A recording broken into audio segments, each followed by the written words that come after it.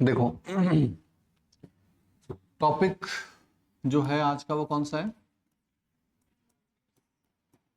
Pointers. सबसे important topic भी है और बच्चों को क्या है, थोड़ा सा मुश्किल भी लगता है ना। तो रीजन क्या है मुश्किल लगने का? बस थोड़ा सा इसका कॉन्सेप्ट्स हैं या इसके लिखने के जो तरीके हैं थोड़े से बच्चों को डराते हैं। देखो नॉर्मली क्या होता है, इसको बेसिकली हम लोग जिस तरीके से स्टार्ट करते हैं इसका रियल में वो यूज नहीं होता है जिस तरीके से हम समझाते हैं या टीचर आपको समझाता है। ठीक है, वो समझाने के पीछे रीजन सिर्फ इतना ही है ताकि आप ये समझ जाओ कि किसी पॉइंटर को कैसे एड्रेस दिया जाता है, डी रेफरेंसिंग कॉन्सेप्ट क्या होता है ना, ये सब आप समझ जाओ। तो देखो जब आपको ऑपरेटर्स पढ़ाया था ऑपरेटर्स, तो ऑपरेटर्स पढ़ाते टाइम तुमको एक तो ये वाला ऑपरेटर और ये वाला ऑपरेटर, इन दोनों ऑपरेटर के बारे में बताया था, जिसको इसे तो हम बोलते हैं क्या, एड्रेस ऑफ, और ये कौन सा है, डी रेफरेंस ऑपरेटर। क्या बोलेंगे इसको? डी रेफरेंस ऑपरेटर बोलेंगे। ठीक है, अब इसके लिए एक छोटा सा एग्जाम्पल भी तुमको करवाया गया था। ठीक है, वो एग्जाम्पल क्या था कि मान लो कि आपके पास यहाँ पर एक वेरिएबल है ए या एक्स जिसके अंदर 10 पड़ा हुआ है।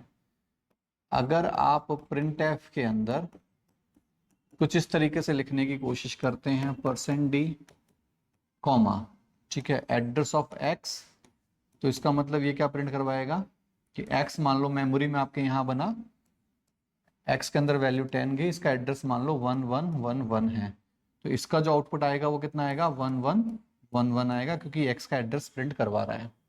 ठीक है, अगर आप यहाँ पर प्रिंट एफ के अंदर %d comma asterisk symbol address of x अगर ये लिख देते हैं, तो इसका मतलब जो आउटपुट आएगा वो कितना आएगा, 10 आएगा, क्योंकि ये जो है ये किसको रिप्रेजेंट करेगा, ये रिप्रेजेंट करेगा 1111 को, और फिर जो ये स्टार है यानी ये डी रेफरेंस है, ये क्या करेगा, 1111 एड्रेस पे जाएगा, यहाँ जो वैल्यू पड़ी हुई है उस वैल्यू को लाके यहाँ क्या कर देगा, प्रिंट करवा देगा। ठीक है, तो डी रेफरेंस ऑपरेटर का मतलब क्या होता है कि वो सबसे पहले एड्रेस ढूंढता है और उस एड्रेस पे जो वैल्यू पड़ी हुई है उस वैल्यू को लाकर आपको यहाँ शो कर देता है। ठीक है, अगर आपको प्रिंट एफ में लिख रहे हैं तो समझ में आ रहा है।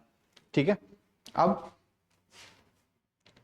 हम यहाँ क्या करते हैं कि नॉर्मली जो एग्जांपल है उस एग्जांपल के थ्रू देखते हैं। तो देखो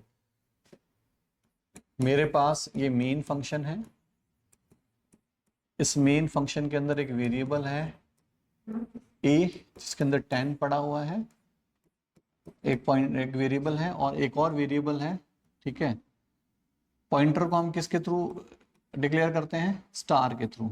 ठीक है, किसी भी वेरिएबल से पहले अगर आपने स्टार लगा दिया तो वो किस टाइप का वेरिएबल बन जाता है, पॉइंटर टाइप का वेरिएबल बन जाता है। ठीक है, तो तुमको क्या करना होता है, देखो पॉइंटर जो होता है, pointer pointer is used to store an address. ठीक है, यानी पॉइंटर जो होता है वो क्या काम आता है, एड्रेस को स्टोर करने के लिए काम में आता है। ठीक है, एन एड्रेस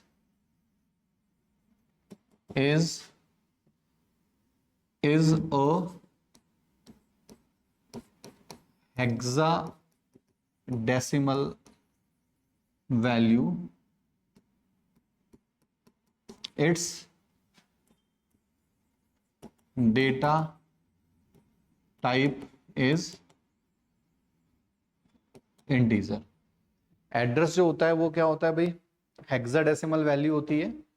ठीक है, और हेक्साडेसिमल का डेटा टाइप क्या होता है, इंटीजर। तुमको बताया था ऑक्टल, हेक्साडेसिमल और बाइनरी, है ना। जब तुमको क्या पढ़ाए थे, डेटा टाइप्स पढ़ाए थे, उस टाइम पर तुमको ये भी बताया था कि इन सब का जो डेटा टाइप होता है वो क्या होता है, इंटीजर होता है। ठीक है, समझ में आया।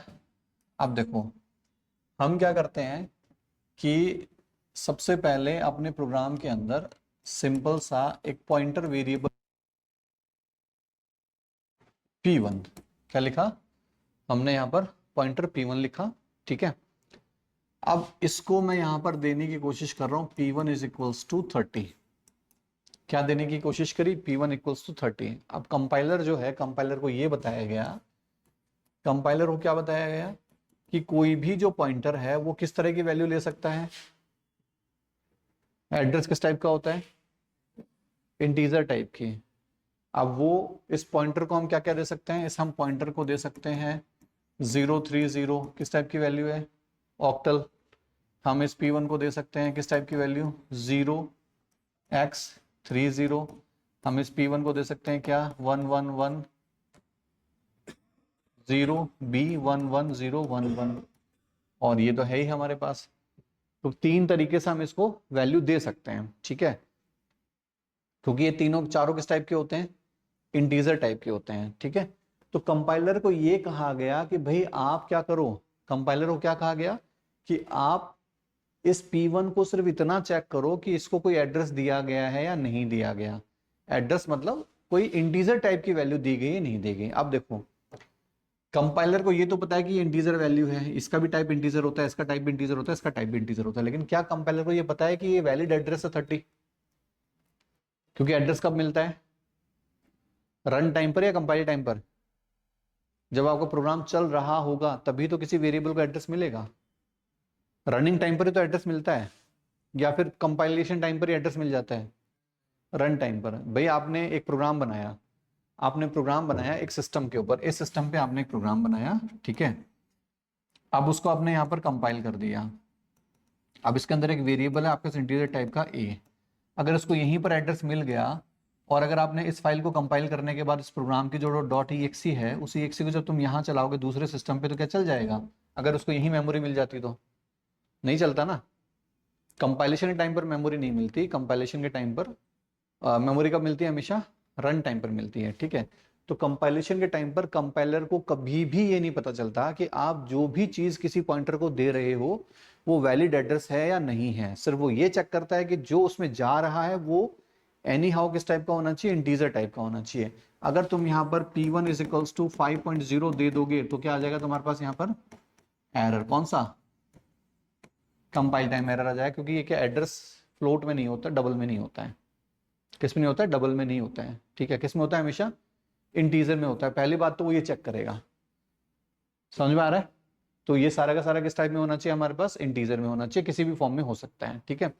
अब अगर आपने जो एग्जाम्पल देखा, ठीक है, या नॉर्मली जो एग्जाम्पल सिखाया जाता है वो ये सिखाया जाता है कि अगर हमने लिखा int x is equals to 10 और यहां पर हमने लिखा pointer p is equals to address of x, तो एड्रेस ऑफ ऑपरेटर जैसे लगाया, सिंपली ये क्या है? कोई इंटीजर टाइप के ही किसी नंबर को, किसी एड्रेस को रिप्रेजेंट कर रहा होगा। तो उस टाइम पर कंपाइलर क्या करेगा? इसको परमिशन दे देगा आगे बढ़ने की, रन होने की, कोई एरर नहीं देगा। जैसे पिछली बार में, पिछले स्टेटमेंट हमने सारे लिखे थे, लास्ट में 5.0 को छोड़कर सब वैलिड थे, ठीक है। कंपाइलेशन के टाइम के लिए सब वैलिड थे, लेकिन जब वो प्रोग्राम रन होगा तो वहां दिक्कत दे सकता था। क्या दिक्कत दे सकता था? वापस से लिखते हैं इसको। जैसे मैंने p को दिया क्या? 30। p को मैंने x का एड्रेस ना देके क्या दे दिया? 30 दे दिया।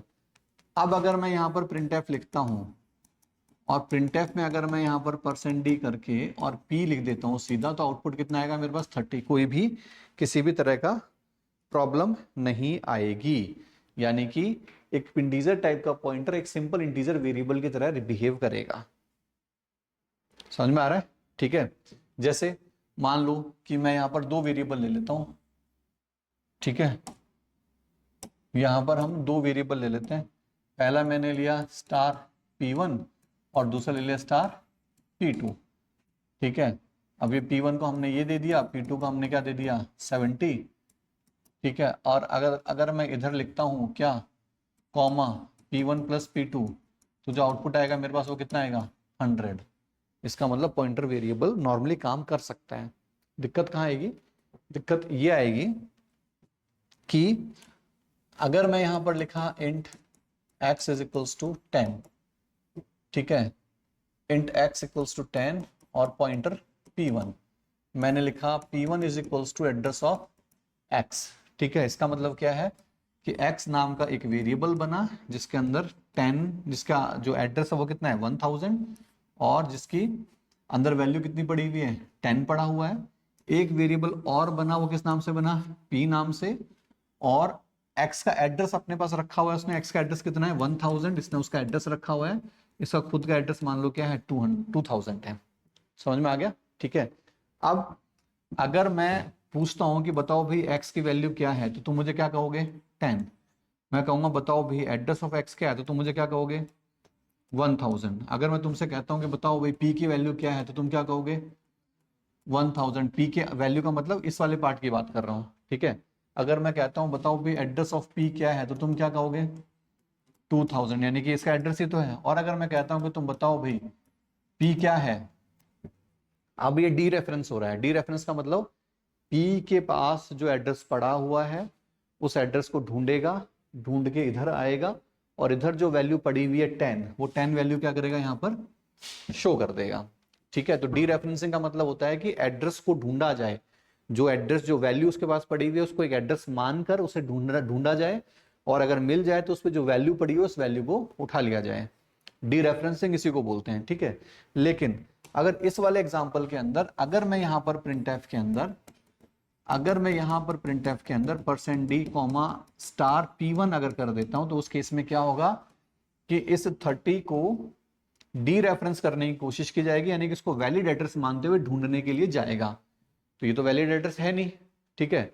तो वैलिड एड्रेस नहीं है, तो उस केस में आपके पास रन टाइम पर, क्योंकि प्रोग्राम चल रहा है, तो रन टाइम पर एक एरर आएगा, जिसको अपन क्या बोलते हैं, उस एरर को बोलते हैं हम लोग सेगमेंटेशन फॉल्ट एरर। सुना होगा, सर ने बताया होगा आज, ठीक है।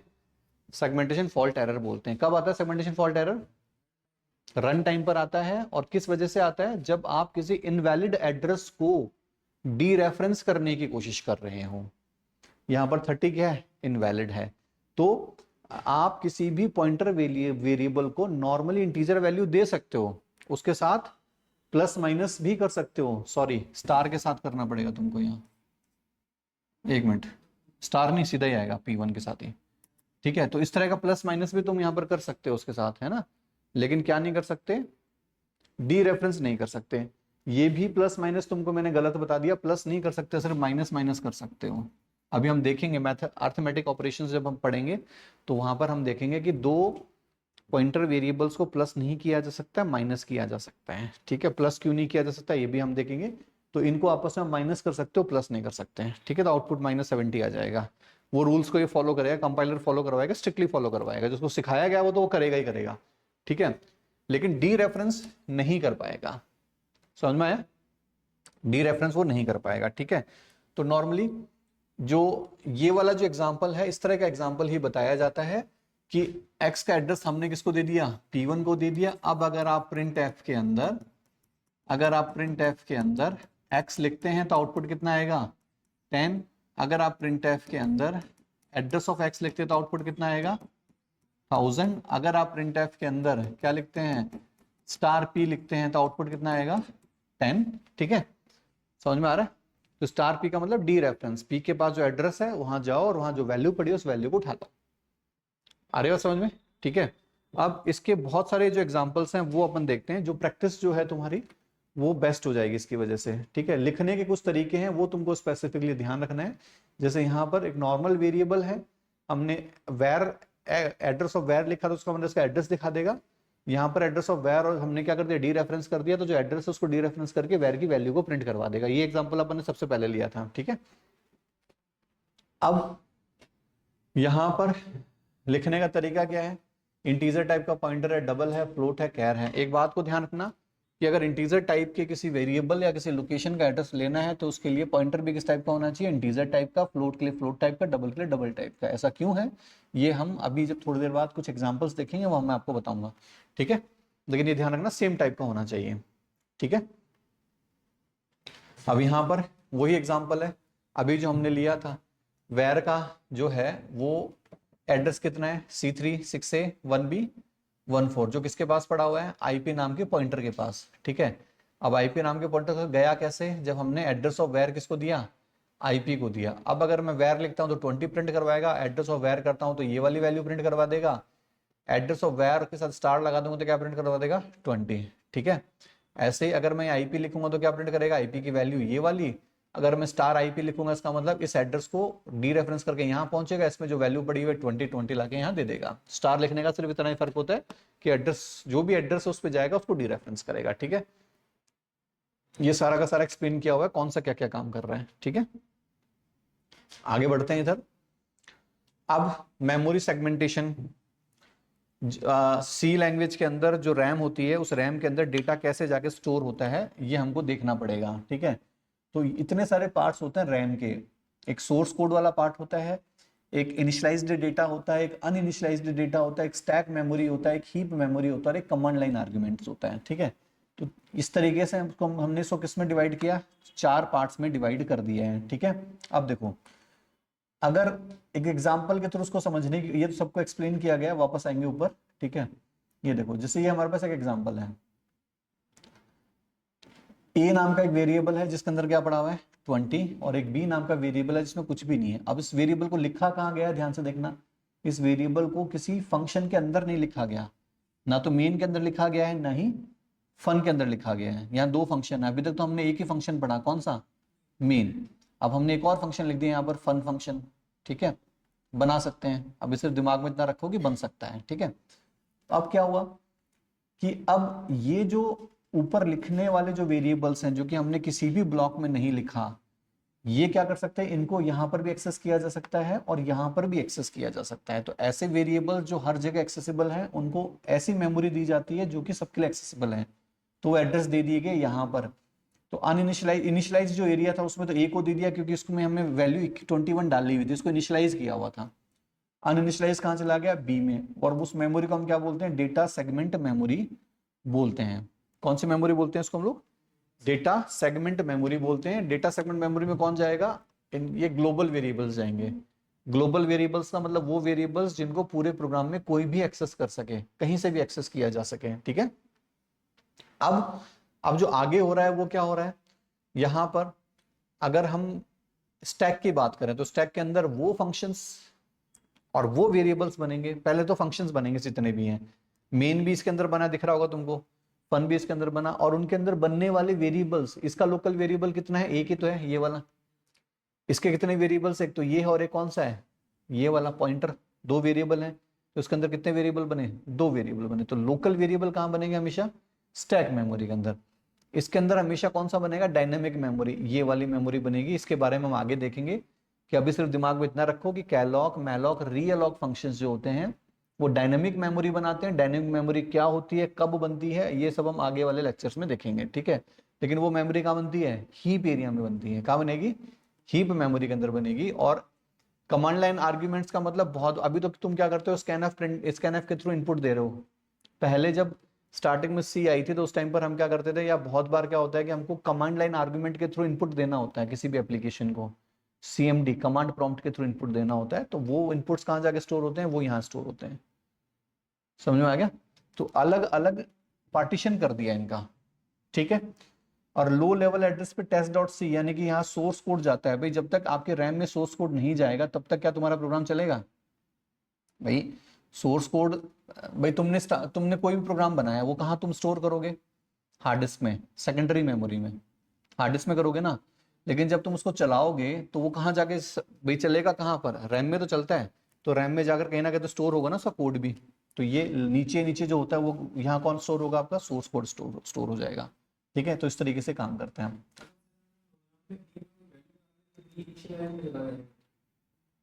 हाँ हाँ, बी में कोई वैल्यू डाल देंगे तो इनिशियलाइज में चले जाएगा। हाँ हाँ, नहीं वो तो डिक्लेरेशन के टाइम पर, बाद में वो यहीं रहेगा, रहेगा यहीं पर। हाँ, डिक्लेयर करते हैं टाइम। इनिशियलाइजेशन का मतलब यही है कि डिक्लेरेशन के टाइम पर इनिशियलाइजेशन बोलते हैं, बाद में तो असाइनमेंट हो जाता है वो कि वैल्यू असाइन कर रहे हैं उसको, ठीक है। तो ये सारा का सारा इसमें बताया हुआ है। पहला टेक्स्ट एरिया कौन सा है, सोर्स कोड इस टेक्स्ट एरिया में जाता है, इस वाले एरिया में, ठीक है, लास्ट वाले में। इनिशियलाइज्ड और अनइनिशियलाइज्ड डेटा में कौन जाएगा, भाई डेटा सेगमेंट मेमोरी है। If there is a variable in a program which can be access from anywhere in the program we call it a global variable. यानी ऐसा वेरिएबल अगर है जिसे हम कहीं से भी एक्सेस कर सकें उसे हम क्या बोलते हैं, ग्लोबल वेरिएबल बोलते हैं। और उसको कहाँ पर डिक्लेयर किया जाता है, किसी भी फंक्शन के बाहर, ठीक है, किसी फंक्शन के अंदर नहीं होता। For this we need such memory in RAM which can be access from other memories also, यानी कि इसके लिए हमको किसी ऐसी मेमोरी की जरूरत पड़ेगी, किसी ऐसे इन दोनों मेमोरीज की जरूरत पड़ेगी जिनको यहाँ से भी एक्सेस किया जा सके, यहाँ से भी एक्सेस किया जा सके, कहीं से भी एक्सेस किया जा सके। ठीक है, तो वो जो है वो कौन सा है आपके पास, वो सेगमेंट एरिया है। इनिशियलाइज डेटा कौन सा होता है, this memory is used to allocate memory in such global variable which have been assigned a value at the time of declaration. ठीक है, डिक्लेरेशन टाइम पे जो दे दिया वो इनिशियलाइज्ड हो गया, डिक्लेरेशन टाइम पे कोई वैल्यू नहीं दी वो क्या हो गया, अनइनिशियलाइज्ड हो गया। ठीक है, हीप एरिया, हीप एरिया का मतलब ये है कि जो रन टाइम पर मेमोरी बनती है वो कहाँ जाकर बनेगी, हीप एरिया में बनेगी। रन टाइम पर मतलब अब प्रोग्राम चल रहा है, चलते चलते आपको मान लो मेमोरी की जरूरत पड़ेगी। देखो होता क्या है, जैसे आपने प्रोग्राम बनाया उसमें आपने 3 वेरिएबल बना दिए इंटीजर टाइप के, num1 num2 num3, प्रोग्राम चलाया। तो प्रोग्राम चलाते चलाते तुम कितने वेरिएबल्स को काम में ले सकते हो, 3 ही, क्योंकि तुमने डिक्लेयर ही 3 किए हैं। ठीक है, ये मेमोरी होगी तो स्टैटिक मेमोरी होगी। ठीक है, अब कई बार ऐसा होता है कि आपको जरूरत पड़ेगी चौथे चौथे चौथे वेरिएबल की। वेरिएबल का मतलब यहाँ पर वेरिएबल नहीं कहेंगे हम, यहाँ लोकेशन बोलेंगे कि एक चौथे स्पेस की जरूरत पड़ेगी। फिर आपको मान लो 5वें की पड़ेगी, 6ठे की पड़ेगी, तो रन टाइम पर आपको स्पेस की जरूरत पड़ रही है और रन टाइम पर आपके लिए अलग से स्पेस क्रिएट भी करके दे रहा है। तो वेरिएबल्स के केस में कभी भी स्पेस बढ़ता नहीं है। अगर तुमने 3 वेरिएबल बनाए तो 3 ही वेरिएबल पूरे प्रोग्राम में काम करेंगे, लेकिन रन टाइम के केस में क्या होगा, 3 से 4, 4 से 5, 5 से 6 स्पेस या लोकेशंस बन जाएंगी। ठीक है, जिस टाइप के आप बनाना चाहोगे उस टाइप की बन जाएगी, लेकिन उसके लिए उसने हमको मेथड्स दिए हुए, फंक्शंस दिए हुए, कैलॉक, मैलॉक, रीअलॉक। ठीक है, आगे देखेंगे इसके बारे में।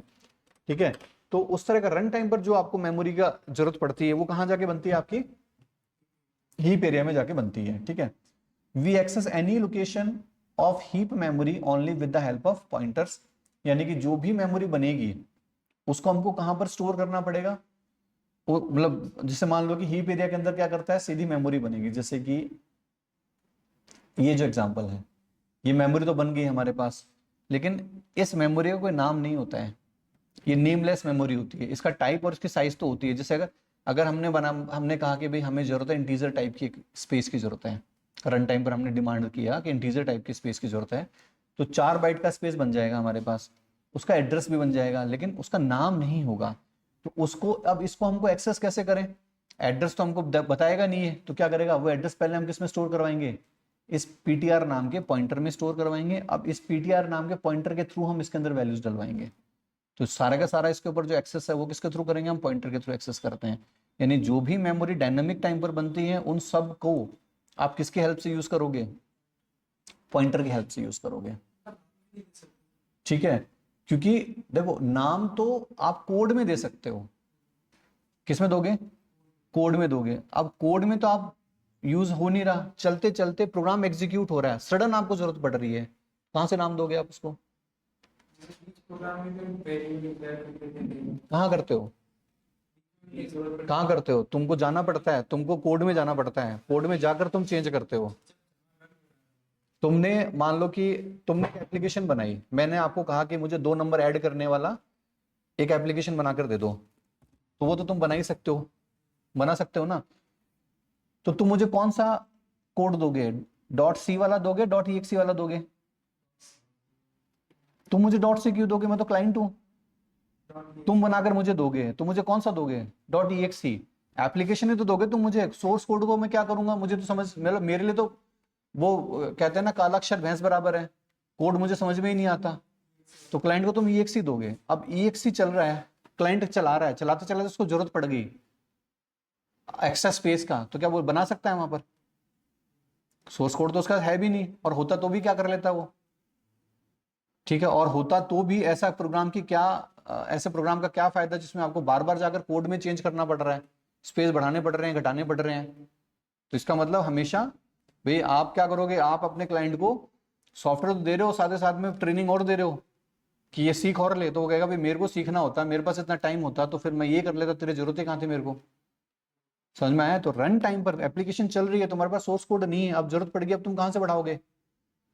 ठीक है, अगर होता तो तुम वहां वेरिएबल बढ़ा लेते हैं, लेकिन यहां तो तुम बढ़ा ही नहीं सकते। समझ में आ रहा है, तो वो मेमोरी की बात हो रही है। ठीक है, तो अब उस मेमोरी बनाने का तो उसका एड्रेस हम किसको दिलवा देते हैं, हम कोड लिखते हैं स्पेसिफिकली। देखो यहां पर हमने कोड लिखा है, हमने क्या कहा कि मैलॉग जो है जो भी मेमोरी बनाएगा उसका वो किसको दे दो, पीटीआर को दे दो। स्टार नहीं लगेगा, ध्यान रखना, स्टार गलती से लगा हुआ है, क्या करेगा, पीटीआर को दे दो। आ रही बात समझ में? अब इस पीटीआर के थ्रू मैं इस मेमोरी को एक्सेस कर लूंगा। क्लियर है? तो ये जो बनेगा वो कहां बनता है, हमेशा हीप एरिया के अंदर ही बनता है सारे के सारे चीजें, मतलब सारे के सारे ये डेटा जो बनता है। To allocate space in heap area we use some predefined functions like malloc, calloc, realloc. ठीक है, इन फंक्शंस को हम यूज करेंगे। We will learn about these separate lecture, आगे अलग से पढ़ेंगे। स्टैक एरिया में क्या है, stack memory such memory in which memory is allocated for local variables. Local variables का मतलब जो किसी फंक्शन के अंदर आपने वेरिएबल डिक्लेयर किए हैं वो। ठीक है, whenever a function is called, all the variable declared in that function are allocated memory in the stack। सबको कहाँ मिलेगी, स्टैक में मिलेगी। अब स्टैक मेमोरी और हीप मेमोरी जो मेमोरी है, दोनों में क्या डिफरेंस है? In heap memory the variables created at runtime are stored, whereas in stack memory memory is allocated to those variables which are declared in a function। ठीक है, तो हीप मेमोरी के अंदर क्या होते हैं, वेरिएबल्स रन टाइम पर create होते हैं। वेरिएबल्स का मतलब वेरिएबल्स नहीं होना चाहिए था, मेमोरी होना चाहिए था। ठीक है, तो मेमोरी जो क्रिएट होती है वो कब होती है, रन टाइम पर। और स्टैक के अंदर होती है वो कब बनती है, जो कोड में हम लोग लिखते हैं वो बनती है। ठीक है, अब अगर हम देखें यहाँ पर, to access a location from heap memory a pointer variable is required, whereas in stack memory any location can be access directly by the name of the variable. Normally variable के नाम से हम एक्सेस कर सकते हैं, लेकिन heap के अंदर हम किसके हेल्प से करेंगे, पॉइंटर की हेल्प से करेंगे। ठीक है, stack memory is faster as compare to heap memory. क्यों फास्ट होती है, क्योंकि स्टैक मेमोरी जो होती है उसके अंदर वेरिएबल्स होते हैं। जब आपका कोड कंपाइल हो रहा होता है तो कंपाइलेशन के टाइम पर कंपाइलर को पता होता है कि कितने वेरिएबल किस टाइप के हैं, कितनी मेमोरी की जरूरत पड़ेगी, वो उसको पहले से पता होता है। तो जैसे ही वो फंक्शन कॉल हुआ, कॉल होते ही फटाफट से पहले से बनी हुई पूरी रिक्वायरमेंट पहले से बनी हुई है, फटाक से उतनी मेमोरी उसके लिए बना दिया जाता है। लेकिन हीप एरिया के अंदर पहले से आइडिया नहीं लगता है कि कितनी मेमोरी की जरूरत पड़ेगी, डिमांड के अकॉर्डिंग मेमोरी बनती है। ठीक है, इसलिए वो स्लो होती है। समझ में आया? स्टैक फास्ट और हीप स्लो। तो stack memory is faster as compared to heap memory because in the case of stack memory the compiler knows that how many local variables will be created, what data type they will be created, how much memory they will be required at the time of compilation। ठीक है, compilation time पे पता चल जाता है उसको कितनी memory की जरूरत पड़ेगी, किस टाइप की होगी, कितने की होगी, सब पता चल जाता है। therefore whenever a function is called the complete information about its variables is already available, so the memory is also created immediately। ठीक है, but in the case of heap memory what ever happens, क्या होता है उस case में, it happens at run time and the memory is created on demand, that's why heap memory is slow. Demand पर बनती है इसलिए क्या हीप मेमोरी स्लो है। After the work of any local variable, जैसे लोकल वेरिएबल का काम खत्म हुआ इन स्टैक मेमोरी इज फिनिश्ड, तो स्टैक मेमोरी फिनिश हो जाती है। जैसे अगर हम इस वाले एग्जांपल की बात करें तो जैसे ही फन फंक्शन खत्म हुआ, फन फंक्शन अपना काम किया, खत्म हुआ, खत्म होते ही क्या होगा कि ये फन फंक्शन स्टैक मेमोरी से हटा दिया जाएगा, इसको रखा नहीं जाता, ऑटोमेटिकली हटा दिया जाता है। तो जब फन फंक्शन हटा तो इसके वेरिएबल्स भी हट जाते हैं ऑटोमेटिकली, लेकिन ये जो हीप एरिया के अंदर बनी हुई मेमोरी है वो अपने आप से नहीं हटती, उसे हमें हटाना पड़ता है। तो उसके लिए भी हमको एक फंक्शन दिया हुआ फ्री फंक्शन, उसके थ्रू हम इसको हटाएंगे, अदरवाइज ये इसमें बनी रहेगी। और एक टाइम ऐसा आ सकता है कि अगर आपका सिस्टम कंटिन्यू चल रहा है और आप इस एप्लीकेशन पे काम किए जा रहे हो तो आपकी मेमोरी भर सकती है, रैम भर सकती है। नहीं, कैश वो अलग होता है। ठीक है, तो ये हीप मेमोरी के अंदर डेटा ऑटोमेटिकली खाली नहीं होता है, अपने आप खाली नहीं होता है। ठीक है, तो यहां पर वो यही कह रहा है।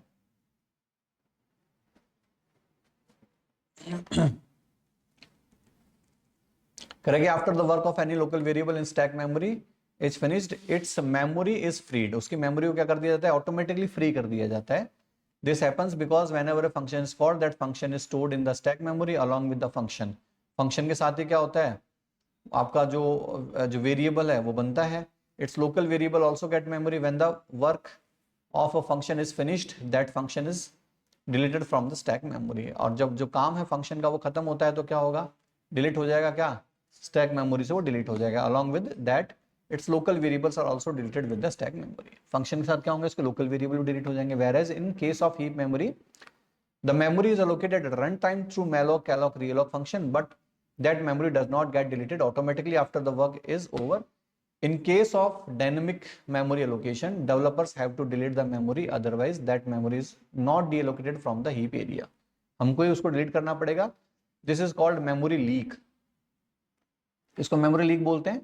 मेमोरी लीक का मतलब ये है कि ये जो पीटीआर है इसने इसको पकड़ा हुआ है, पीटीआर तो खत्म हो गया, अब ये यहां पड़ा रह गया, क्या हम इसको यूज कर सकते हैं? नहीं, पॉइंटर ही नहीं है तो हम किसके यूज करेंगे? तो इसका मतलब ये वाली जो सिचुएशन होती है इसको हम क्या बोलते हैं? मेमोरी लीक बोलते हैं। क्या बोलते हैं? मेमोरी लीक बोलते हैं। ठीक है, तो इसी सिचुएशन की बात कर रहा है ये।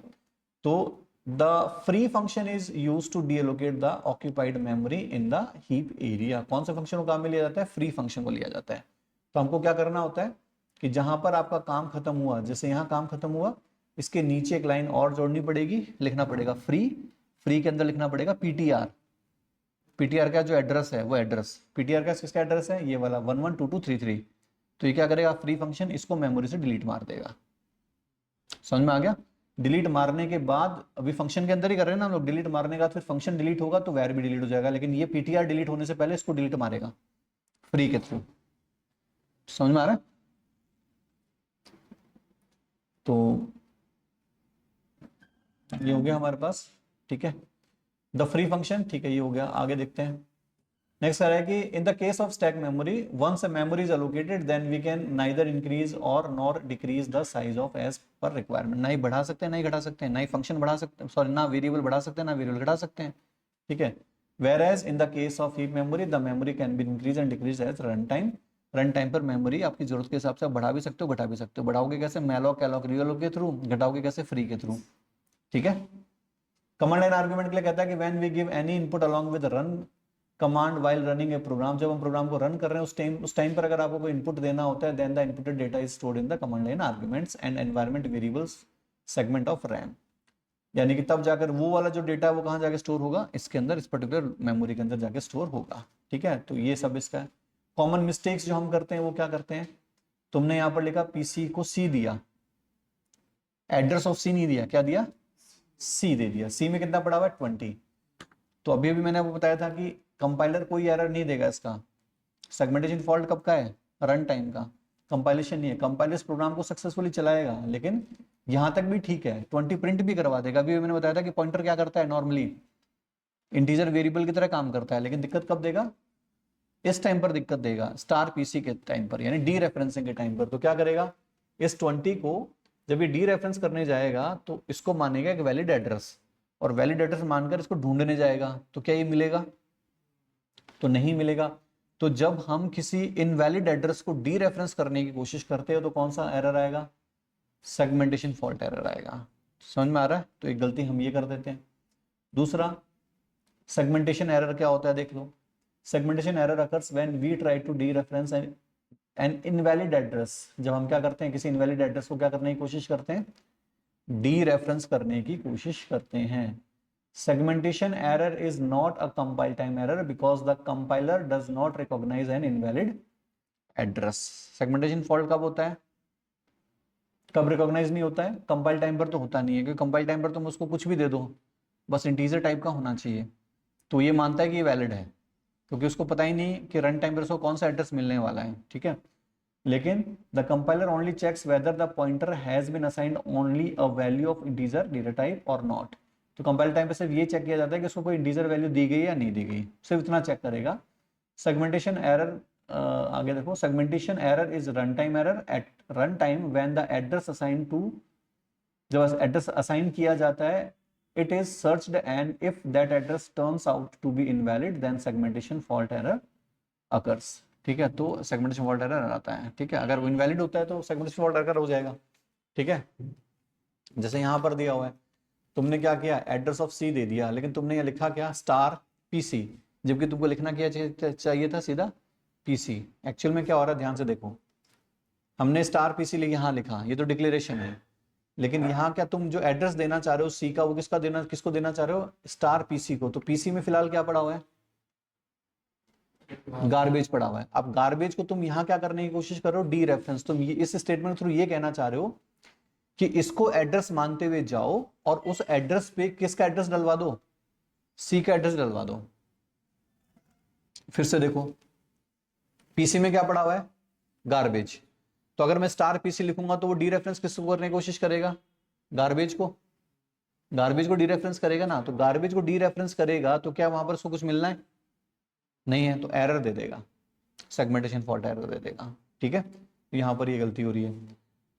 इधर वाले केस में क्या हो रहा है, ये वैलिड है, तुम पीसी के अंदर यानी कि इस वाली लोकेशन पे क्या डलवा रहे हो, एड्रेस ऑफ सी डलवा रहे हो। ये कुछ गलतियां हैं जो करते हैं इनिशियल लेवल पे करते हैं बच्चे। ठीक है, तो तुमको ध्यान रखना है कि यहाँ स्टार पीसी नहीं लिखना है, क्या लिखना है, पीसी ही लिखना है।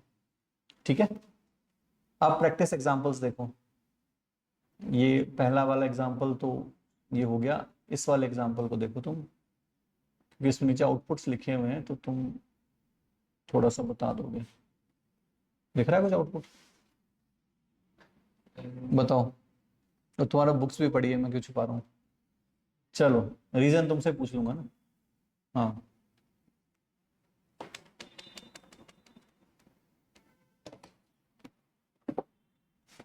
पहले वाले में क्या हो रहा है, फर्स्ट वाले में, सेकंड में बताओ। फर्स्ट वाले में तो हो गया, सेकंड बताओ।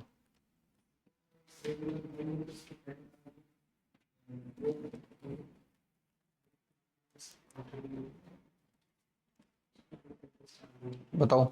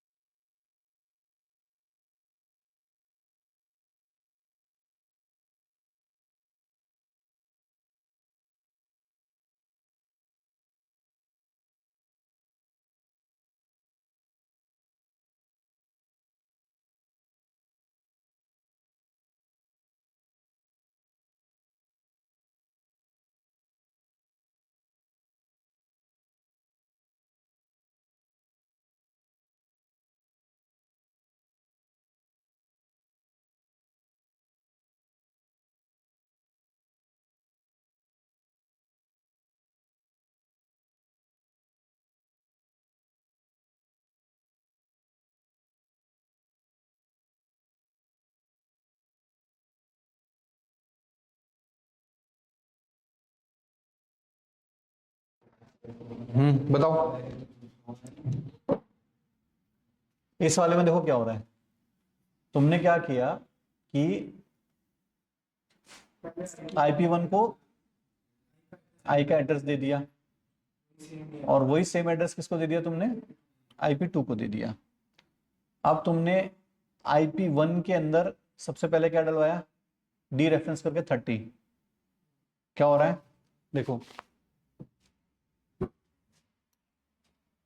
सबसे पहले तुम्हारे पास जो वेरिएबल बना वो कौन सा बना, आई।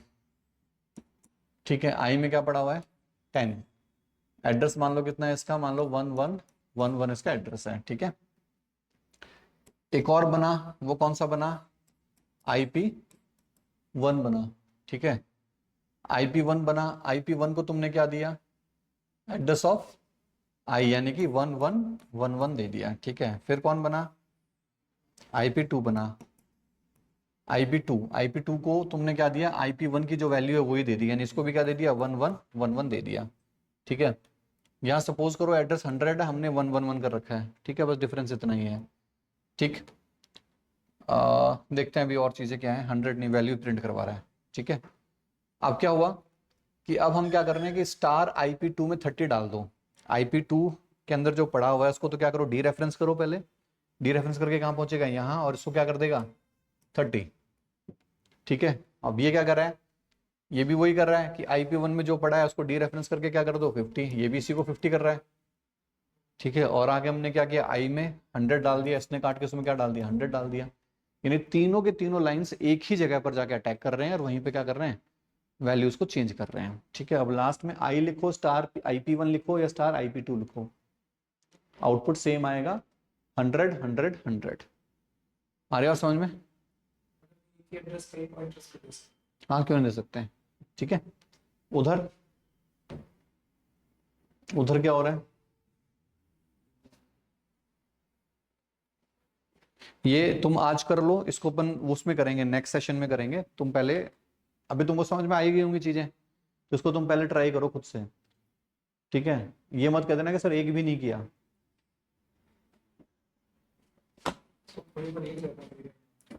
इसको पूरे को, जो मैंने आज तुमको पढ़ाया है, जो सिखाया है, उसको पूरे को पढ़ना पड़ेगा तुमको, ठीक है। हाँ, वो तुमको वापस से देखनी पड़ेंगी सारी के सारी, जो है ना क्लासेस तुमको सारे के सारे देखनी पड़ेंगे। ठीक है, तो ये जो क्वेश्चन है, टोटल कितने क्वेश्चन हैं? 10 हैं। ये 10 के 10 तुमको देखने हैं, ठीक है। 10 नहीं है, ज्यादा है। कितने हैं? 13 है, 13 लेने हैं, ठीक है। अब नॉर्मली मैकेनिज्म कैसे होता है, जैसे देखो, इंटीजर टाइप का वेरिएबल ले लिया तुमने, क्या आई, एक पॉइंटर ले लिया, एक फ्लोट टाइप का ले लिया, फ्लोट पॉइंटर ले लिया, कैरेक्टर टाइप के लिए कैरेक्टर पॉइंटर ले लिया। तो ध्यान रखना, यहां से एक चीज तुमको सीखने को मिलेगी, और वो ये चीज है कि यहां पर जो टोटल स्लॉट बने वो कितने बने? 4। इंटीजर टाइप के लिए 4 बाइट का होता है ना, तो कितने बाइट बने? 4 बाइट बने, ठीक है। अब आई के अंदर पड़ा कितना है? 10 पड़ा हुआ है, तो इसके अंदर क्या होगा? इसके अंदर तो 8 जीरो रहेंगे, इसमें भी 8 जीरो रहेंगे, इसमें भी 8 जीरो रहेंगे, और इसमें क्या रहेगा? 1 0 1 0, क्योंकि 10 का बाइनरी क्या होता है? 1 0 1 0, तो 4 टाइम्स 0 फिर 1 0 1 0, ठीक है। इस वाले फॉर्म में लिखा गया है। इसको जो टोटल एड्रेस मिले हैं वो कितने मिले हैं? 4 एड्रेस मिले हैं। देखो, जितनी बाइट उतने ही एड्रेस। इंटीजर को कितने बाइट मिलते हैं? 4 बाइट। तो एड्रेस भी कितने मिलेंगे उसको? 4 ही मिलेंगे। पहला बाइट क्या मिला? 501 502 503 504। लेकिन अगर पूछा जाएगा कि एड्रेस क्या है, तो तुम क्या बोलोगे? 501। जो बेस एड्रेस है वही उसका एड्रेस माना जाएगा, ठीक है। वैल्यू 504 में अगर ज्यादा बड़ी होती तो हो सकता है 503 और 504 में मिलके होती हो, और अगर और बड़ी होती तो क्या पता 502 503 504 चारों तीनों को मिलाकर को वो वैल्यू बन रही होती है ना। तो इसीलिए फर्स्ट को माना जाता है, ताकि पूरी की पूरी वैल्यू को कवर किया जा सके। अगर किसी ने मान लो कि मैक्सिमम रेंज दे दी, तो उस केस में ये भी ऑक्यूपाई होगा, ये भी होगा, ये भी होगा, ये भी, चारों ऑक्यूपाई हो जाएंगे। रीड ऐसे करेंगे, ठीक है। अब यहाँ क्या हो रहा है? तो अब हमने क्या किया, अब ये जो हमारे पास पॉइंटर वेरिएबल है आई का एड्रेस कितना है? आई की साइज कितनी है? 4 बाइट। और जो ये जो है आई की साइज 4 बाइट है, और पीटीआर की साइज भी कितनी है? 4 बाइट है। पॉइंटर साइज भी 4 बाइट है, और इंटीजर की साइज भी 4 बाइट। इंटीजर तो हम पढ़ के आए 4 बाइट ही होती है। यहाँ फ्लोट की साइज कितनी होती है? 4 बाइट, और इसकी साइज भी कितनी है? 4 बाइट। पॉइंटर की साइज भी 4 बाइट है। कैरेक्टर की size 4 byte, sorry, character pointer की साइज 4 बाइट, कैरेक्टर जो वेरिएबल है उसकी साइज कितनी होती है? 1 बाइट। तो हमेशा ध्यान रखना, पॉइंटर वेरिएबल चाहे किसी टाइप का हो, इंटीजर हो, कैरेक्टर हो, फ्लोट हो, डबल हो, साइज हमेशा क्या रहेगी? 4 बाइट। और ये भी कंपाइलर टू कंपाइलर वेरी करेगी। जैसे ये डिपेंड करता है कंपाइलर आर्किटेक्चर पे। कंपाइलर अगर तुम्हारा 16 बिट आर्किटेक्चर है तो साइज क्या होगी उसकी? 16 बिट्स, यानी 2 बाइट। और अगर 32 बिट है तो कितनी होगी? 4 बाइट। और अगर 64 बिट है तो कितनी हो जाएगी? 8 बाइट। तो ये भी कंपाइलर टू कंपाइलर वेरी करेगा। बिट का मतलब ये है कि अगर 2 बाइट है तो वो कम एड्रेसेस रख सकता है, ठीक है। और अगर ज्यादा है तो ज्यादा एड्रेसेस रख सकता है, ज्यादा रेंज का एड्रेस रख सकता है अपने पास, ठीक है। तो यहां पर 601 602 603 604 इसके पास है, 701 इसके पास है, ठीक है। तो इस तरीके से मेमोरी मिलती है। तो कुल मिलाकर यहाँ पर कौन कौन सी चीजें ध्यान में मतलब सीखी हमने? पहली बात कि पॉइंटर चाहे किसी भी टाइप का हो, साइज उसकी सेम ही रहेगी। साइज डेटा टाइप की वेरी करेगी, पॉइंटर की कभी वेरी नहीं करेगी, ठीक है। अब use of operators with pointers, कौन कौन से ऑपरेटर्स को हम यूज कर सकते हैं? पहला, प्लस ऑपरेटर, ठीक है। जैसे इधर देखो सर, शायद आज 5 बजे तक मैं ले लेता हूँ, शायद नहीं लेंगे, ठीक है। नहीं, ठीक है, 15 मिनट और ले लेते हैं, 5 बजे तक इसको करते हैं। नेक्स्ट है I1 में कितना है? 10। I2 में कितना है? 20, ठीक है। अब हम लेगा star P1 star P2। Address of I1 हमने किसको दे दिया? P1 को, और एड्रेस ऑफ I2 किसको दे दिया? P2 को। अब P1 प्लस P2 कर रहे हैं, दो एड्रेसेस को प्लस कर रहे हैं। जैसे अभी मैंने कुछ देर पहले भी कहा था कि इनवैलिड होता है, एडिशन इनवैलिड होता है। क्यों? क्योंकि जब तुम दो एड्रेसेस को ऐड करोगे तो क्या निकलेगा कि तीसरी वैल्यू निकल कर आएगी। तो क्या गारंटी है कि जो तीसरी वैल्यू आएगी वो एक वैलिड एड्रेस ही होगा? कोई गारंटी है? कोई गारंटी नहीं है इस चीज की, ठीक है। इसलिए अलाउड नहीं है एडिशन। दो पॉइंटर वेरिएबल्स का अलाउड नहीं है, लेकिन किसी एक पॉइंटर वैल्यू के साथ, पॉइंटर वेरिएबल के साथ तुम +1 +2 +3 कर सकते हो। उसको ++p या p++ भी कर सकते हो, लेकिन दो को आपस में ऐड नहीं कर सकते। रीजन कि दोनों के एडिशन से जो वैल्यू निकल कर आएगी ये जरूरी नहीं कि वो वैलिड एड्रेस हो, ठीक है। अब जैसे इधर हमने किया, हमने स्टार P1 स्टार P2 किया, अब हम यहाँ पर दो पॉइंटर्स को ऐड नहीं कर रहे हैं, उनकी डी रेफरेंस का जो वैल्यूज है उन वैल्यूज को ऐड कर रहे हैं। तो P1 ने किसका एड्रेस पकड़ा हुआ है, I का, P2 ने I2 का, तो ये किसको ऐड करेंगे, 10 और 20 को ऐड कर रहे हैं आपस में, ये एड्रेसेस को ऐड नहीं कर रहे हैं। तो ये भी ध्यान रखना, कंफ्यूजन क्रिएट हो सकता है लेकिन कंफ्यूज मत होना, ठीक है। आगे अब देखो प्लस प्लस माइनस माइनस कहां काम आता है, ये क्या है मेरे पास एक, इसको हम बोलते हैं स्ट्रिंग। क्या बोलते हैं, स्ट्रिंग। कैरेक्टर जो हमारे पास वेरिएबल होता है वो क्या करता है, एक बार में एक ही कैरेक्टर रखता है अपने पास, है ना, एक बार में क्या रखता है, एक ही कैरेक्टर रखता है। अगर आपको एक से ज्यादा कैरेक्टर रखना है, मान लो आपको AEIOUM करके कुछ भी इस तरीके से कुछ रखना है, ठीक है, तो ये रखने के बाद तुमको क्या करना पड़ेगा कि तुमको एक एक बाइट का स्पेस मिलेगा, क्योंकि एक कैरेक्टर कितने बाइट का होता है, एक बाइट का होता है, एक कैरेक्टर एक ही बाइट मेमोरी ऑक्यूपाई करता है। तो इसका एड्रेस 100 हो गया, इसका 101 हो गया, इसका 102, 103, 104, 105, ठीक है। अब मान लो कि तुमने जो कैरेक्टर, ये वाला जो कैरेक्टर तुम्हारे पास पॉइंटर पड़ा हुआ है, उसको तुमने किसका एड्रेस दे दिया, 100, कौन सा, ये वाला स्टार्टिंग वाला दे दिया।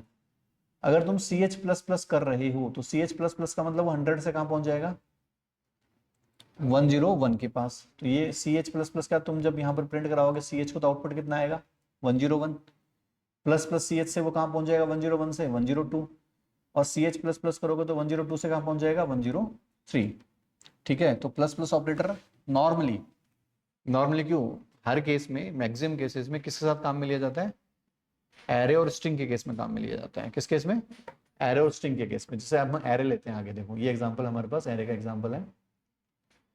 किस टाइप के हैं सारे, इंटीजर टाइप के। अब इंटीजर टाइप का अभी हमने देखा था कि इंटीजर टाइप का एक वैल्यू कितने एड्रेस रखता है अपने पास, 4, ठीक है। तो 200, 201, 202, 203 इसके पास है, 204 से 207 इसके पास है, 208 से 211 इसके पास है। इस तरीके से इन्होंने एड्रेस रखे हुए हैं। अब हमने क्या किया कि इस आईपी को जो एड्रेस है 200, ये 100 है, गलती से ध्यान रखना है, ठीक है। 200 किसको दे दिया, IP1 को दे दिया, ठीक है। अब जब IP1 प्लस प्लस करेंगे तो यहाँ पर ये नहीं है कि IP1 200 से 201 हो जाएगा, नहीं, यहाँ +1 का मतलब क्या है, +4, क्योंकि +4 करोगे तभी वो अगले बॉक्स पे पहुंच पाएगा। तो इंटीजर के केस में जो प्लस प्लस माइनस माइनस है वो कितने प्लस माइनस करेगा, एक साथ 4। पिछली बार 1 इसलिए किया था क्योंकि कैरेक्टर की साइज 1 बाइट होती है, इस बार 4 क्यों किया, क्योंकि इंटीजर की साइज कितनी होती है, 4 बाइट होती है। तो तुम IP प्लस प्लस करोगे, इसका मतलब वो 200 से 204 पहुंच जाएगा, फिर प्लस प्लस IP करोगे तो 204 से 208 पहुंच जाएगा, और फिर IP प्लस प्लस करके IP को प्रिंट कराओगे तो कितना हो जाएगा, 212 पहुंच जाएगा। तो ये 200 है, 204, 208 और 212, ठीक है। इधर देखते हैं, इधर डबल टाइप है, डबल के केस में कितना कितना बढ़ेगा, डबल की साइज कितनी होती है, 8। तो देखो 308, 316 और 324, ठीक है। तो डबल के केस में ऐसे बढ़ेगा। अब इधर क्या हो रहा है, इधर तुमने लिखा IP1+1, अब +1 +2 +3 हो गया। IP1+1 का भी मतलब कितना है, +4 ही है, +2 का मतलब +8, +3 का मतलब +12, क्योंकि एक कितना स्पेस का ऑक्यूपाई करता है, 4 एड्रेस रखता है। तो 2 कितने रखेंगे, 8 एड्रेस, 3 कितने रखेंगे, 12 एड्रेस। तो एक साथ अगर +1 करेंगे तो 4 स्किप कर जाएगा, 4 आगे बढ़ जाएगा, +2 करेंगे तो 8 आगे बढ़ जाएगा, +3 करेंगे तो 12 आगे बढ़ जाएगा, इस तरीके से आगे बढ़ेगा। आ रहा समझ में, ठीक है। इधर वाले केस में क्या हो रहा है, हमने क्या लिया, एड्रेस ऑफ I1 किसको दे दिया, P1 को। P1 प्रिंट करवाएंगे तो एड्रेस ऑफ I1 प्रिंट कर देगा, जो कितना है, 100 प्रिंट करवाएगा। अब आपने लिखा P1+1, तो P1+1 का मतलब 100+1 कितना होता है, 104, ठीक है। आगे लेकिन अगर आप 104 को जब डी रेफरेंस करने की कोशिश करोगे तो डी रेफरेंसिंग में दिक्कत आएगी, क्योंकि वहां कोई गार्बेज मिलेगी तुमको। एड्रेस तो 104, लेकिन डी रेफरेंसिंग में करोगे तो वहां गार्बेज आ जाएगा। जैसे इधर तुम क्या कर रहे हो, P1+I1 कर रहे हो, तो P1 कितना है हमारे पास, 100, और I1 कितना है, 3। तो 100 प्लस, यानी या तुम क्या करो, P1+3, 3 इंक्रीज करने का मतलब कितना इंक्रीज कर रहे हो, 12, ठीक है, क्योंकि इंटीजर टाइप का है ना। तो इंटीजर 3 कितने बढ़ाएगा, एक साथ 4 बढ़ाएगा, तो आउटपुट कितना आएगा 112 आएगा। ठीक है, इधर क्या हो रहा है, इधर तुमने क्या लिखा, पी का एड्रेस I1 का एड्रेस किसको दे दिया, P1 को, यानी 100 दे दिया आपने P1 को। ठीक है, अब P1 क्या हो गया कि प्लस प्लस किया आपने, प्लस प्लस किया तो वो कहां पहुंच गया, 100 से प्लस प्लस करोगे तो कितना हो जाएगा 104, 104 है, ये ध्यान रखना है ना। 104 से फिर तुमने प्लस प्लस P1 किया तो कहां पहुंच गया, वो 108 पहुंच गया। कहां पहुंच गया, 108। ठीक है, लेकिन अब तुम अगर उसको 108 को यानी P1 को अगर तुम डी रेफरेंस करोगे तो आउटपुट क्या आएगा, गार्बेज वैल्यू आएगी। समझ में आ रहा है, लेकिन आगे बढ़ गया, एड्रेस आगे बढ़ गया। ठीक है, इधर वाले केस में क्या हो रहा है, पहले प्लस प्लस P1 होगा, प्लस प्लस P1 का मतलब जो 100 है 100 से वो क्या पहुंचेगा 104, और फिर 104 को डी रेफरेंस कर रहे हो तो वो कहां जाएगा, गार्बेज वैल्यू को रिप्रेजेंट करेगा। ठीक है, सब्ट्रैक्शन की बात करते हैं। सब्ट्रैक्शन में क्या होगा, देखो दो को माइनस कर किया जा सकता है, सब्ट्रैक्शन के केस में माइनस किया जा सकता है, एडिशन के केस में एडिशन नहीं होगा, सब्ट्रैक्शन के केस में सब्ट्रैक्शन होगा। क्यों भाई, सब्ट्रैक्शन की जरूरत क्यों पड़ी, तो देखो अगर आप ये चाहते हो कि किसी एरे में दो एड्रेसेस के बीच में कितने नंबर ऑफ एलिमेंट्स आते हैं, तो ये तुम किसके थ्रू निकाल सकते हो, एड्रेसेस को सब्ट्रैक्ट करके। जैसे CH2 जो है उसके पास क्या पड़ा हुआ है 104, और CH1 के पास क्या पड़ा हुआ है 101, तो 104 माइनस 101 करोगे तो आउटपुट कितना निकल कर आएगा 3, यानी कि 101 से लेकर 103 तक जो नंबर ऑफ एलिमेंट है वो कितने हैं, 3। हमेशा ध्यान रखना लास्ट वाले एलिमेंट को काउंट नहीं किया जाता, उसके पहले वालों को काउंट किया जाता है, एरे और स्ट्रिंग दोनों के केस में। ठीक है, लास्ट वाले को काउंट नहीं किया जाएगा। तो टोटल कितने एलिमेंट्स हैं यहाँ पर, 3 एलिमेंट्स हैं। ठीक है, अगर ये इंटीजर के केस में होता तो ध्यान रखना, इंटीजर के केस में क्या होगा, 216 माइनस 204 करेंगे तो टोटल कितना आता है 16, लेकिन इंटरनली डिवाइड बाई क्या हो जाएगा 4 हो जाएगा, क्योंकि नंबर ऑफ एलिमेंट निकाल रहा है। तो डिवाइड बाई 4 से आउटपुट कितना निकल कर आएगा, 3 तो निकल कर आएगा, और 12 रहेगा, 16 रहेगा, दो मतलब 216 में से 204 माइनस करोगे तो कितना आएगा 12 आएगा। 12 डिवाइड बाई 4 कितना होता है 3। समझ में आ रहा है, डिवीजन यहाँ भी हो रहा है, लेकिन वहां डिवीजन किससे हो रहा था 1 से हो रहा था, इसलिए 3 डिवाइड बाई 1 हो रहा था, तो 3 आ रहा था आउटपुट। ठीक है, अब इधर वाले नीचे वाले केस में यहाँ क्या हो रहा है, एक के पास 372 है, एक के पास कितना है 308 है, मान लो एड्रेस है इनके पास ये। ठीक है, और किस टाइप का है, डबल टाइप के हैं, तो डिवाइड बाई 8 हो जाएगा, तो आउटपुट कितना निकल कर आएगा 8, क्योंकि 372 माइनस 308 करोगे तो कितना आता है 64, और 64 डिवाइड बाई 8 कितना होता है 8 ही होता है। ठीक है, यहां पर क्या हो रहा है, तुमने I1 का एड्रेस P1 को दे दिया, I2 का एड्रेस किसको दे दिया, I2 के अंदर आपने क्या डाल दिया 12 डाल दिया। ठीक है, तो वो एड्रेस किसको दे दिया तुमने, P2 को दे दिया। अब तुम क्या कर रहे हो, star P1 minus star P2, अब जो माइनस हो रहा है वो किस में हो रहा है, वैल्यूज में हो रहा है, एड्रेसेस में नहीं हो रहा। स्टार लिखा हुआ है ना, डी रेफरेंसिंग हो रही है ना। ठीक है, इधर भी डी रेफरेंसिंग ही हो रही है, लेकिन यहाँ डी रेफरेंसिंग इन सेगमेंटेशन फॉल्ट क्यों बता दिया, क्योंकि P1 P2 का जो एड्रेस है वो क्या है,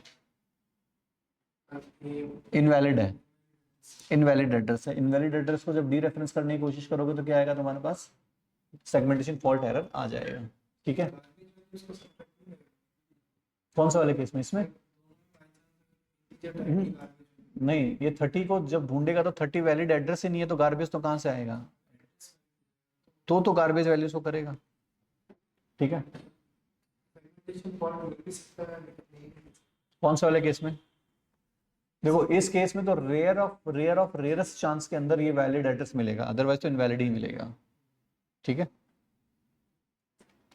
यहां क्या हो रहा है, P1 में कितना पड़ा हुआ है 30, P1 माइनस माइनस किया, P1 माइनस माइनस करोगे तो वो क्या हो जाएगा, 30 से कितना माइनस होगा, 4 कम होगा, कितना कम होगा 4 ही होगा ना, क्योंकि इंटीजर टाइप का पॉइंटर है, तो माइनस माइनस करोगे तो 4, का आउटपुट कितना आएगा 26। ठीक है, इधर वाले केस में P1 माइनस 2 करोगे तो 30 माइनस 2 का मतलब क्या है 30 माइनस 8, कितना आएगा हमारे पास 22। ठीक है, इधर वाले केस में क्या हो रहा है, P1 है P2 है 30 और 18 है। ठीक है, तो क्या दे दिया तुमने, इसका एड्रेस इसको दे दिया। अब तुम यहाँ क्या प्रिंट करवाने की कोशिश कर रहे हो, address of I1, address of I1 कितना है 104, यहाँ पर क्या प्रिंट करवाने की कोशिश कर रहे हो, एड्रेस ऑफ I2, I2 का एड्रेस कितना है भाई, I2 का एड्रेस 100 है।